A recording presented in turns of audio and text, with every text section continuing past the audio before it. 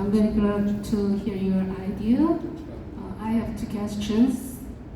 The first one is, before coming Korea, were you worried about unstable situation in Korea?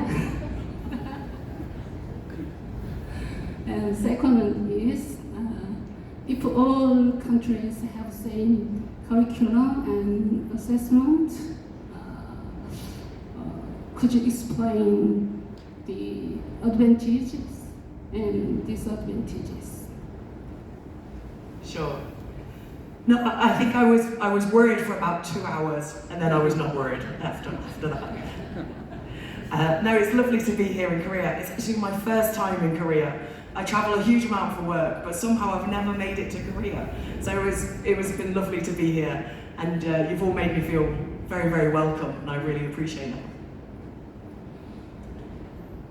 I think with assessment, it's a really difficult one because there are different contexts and different requirements, and it's mainly the universities. So at the IB, the balance is trying to do what's good for schools, but also what's good for universities. And that's where the tension comes, is the expectations of the universities. But I do think that is changing.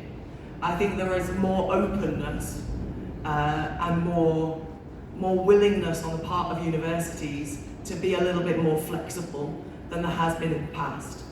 So we see, for example, at the IB, we have examinations, but each course also has a coursework task.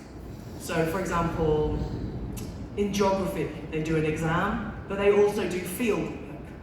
Or in history, they do an exam, but they also do an investigation into a historical topic of their choice. Or in visual arts, they keep a portfolio. Or in English literature, they also do an oral presentation as well as their exams. And so I think there is a feeling of more willingness to have good conversations about assessment now. And as I say, COVID, I think, actually really helped to force that conversation about assessment a little bit. Because before COVID, I think people had just done things the same way for years and every year, and never really questioned whether that was the best way to do things. But I think it really forced that global conversation about whether those exams and whether those assessments were really how we want it to be for the future. But I think what's really important is that we try to be, so at the IB, for example, we try to have a global, international qualification, but that also can be specific enough for the cultural context. We're not trying to impose a perspective. We're trying to leave it open so that whatever different perspectives are brought is valid. And that's what makes it really tricky. So for example, I'm trying to think of an example.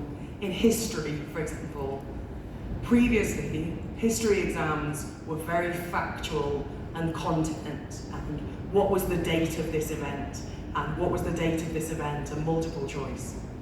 Whereas in the IB, our history exams will ask a question like, compare and contrast the causes of 2 civil wars that you've studied from anywhere in the world. So that assessment can be exactly the same assessment question, whether you're talking about the Spanish Civil War, the Chinese, it doesn't matter what you're talking about. And so that's what we try to do with assessment, is try to make it open enough that wherever you are in the world, you can bring your local context and your local knowledge and your local examples. But also there's a level of universal design in the assessment that everyone's engaging with the same questions. And that's really, really challenging. But I think when it works really, really well.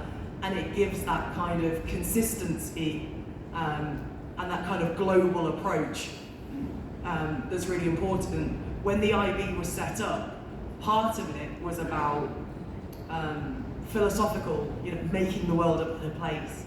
And part of it was very practical, about international mobility and international recognition, and having a qualification that is well recognized by universities all around the world.